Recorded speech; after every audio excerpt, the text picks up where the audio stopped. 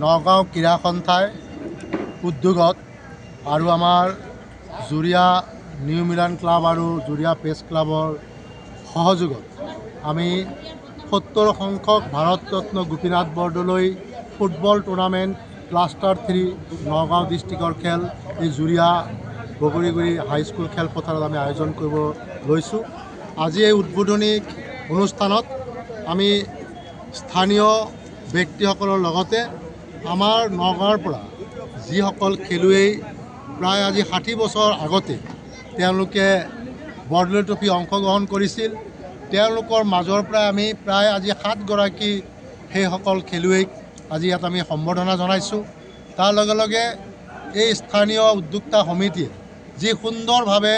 এই খেল আয়োজন কৰাৰ আজি শুভ উদ্বোধনী অনুষ্ঠান হ'ল, তাৰ বাবে মই উদ্যোক্তা সমিতিৰ ফালৰ পৰা স্থানীয় উদ্যোক্তা সমিতিক মই ধন্যবাদ জনাইছোঁ। আৰু এই জুৰিয়াৰ পূৰ্বৰ যিটো ক্ৰীড়াৰ ইতিহাস আছিল, বিশেষকৈ ফুটবলৰ, সেই ফুটবলৰ ইতিহাস পুনৰ উজ্জীৱিত কৰিবৰ কাৰণে উদ্যোক্তা সমিতিয়ে আৰু প্ৰেছ ক্লাব আৰু জুৰিয়া নিউ মিলান ক্লাবে যি প্ৰচেষ্টা এই বৰদলৈ ট্ৰফিৰ জৰিয়তে ল'লে, মই আশা কৰিম যে এই বৰদলৈ ট্ৰফিয়ে এটা বাৰ্তা দিব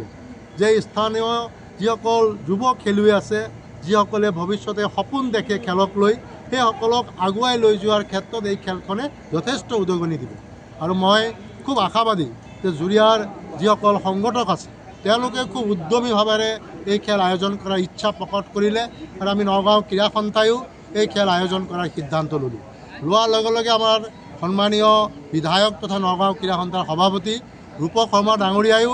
এই জুৰিয়াত খেল আয়োজন কৰাৰ কাৰণে আমাক সন্মতি প্ৰদান কৰিলে। আমি এই সুযোগতে তেখেতে আজি এই অনুষ্ঠানত উপস্থিত থকাৰ কথা আছিল যদিও চৰকাৰী বিশেষ কামত তেখেতে গুৱাহাটী যাবলগীয়া হোৱাত আজিৰ এই সভাত উপস্থিত নাই যদিও তেখেতে এই উদ্বোধনী অনুষ্ঠানত আমাক উপস্থিত থাকি যাতে এই খেলখন সুন্দৰভাৱে শুভ উদ্বোধনী হয় তাৰ তেওঁ শুভকামনা জ্ঞাপন কৰিছে। তাৰ লগে লগে আমাৰ স্থানীয় ৰাইজেও যিদৰে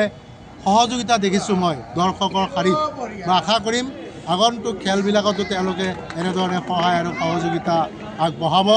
নিশ্চয় এই বৰদলৈ ট্ৰফি ক্লাষ্টাৰ 3 নগাঁও জোনৰ খেল খুব সুন্দৰ আৰু সফল সামৰণি পৰিব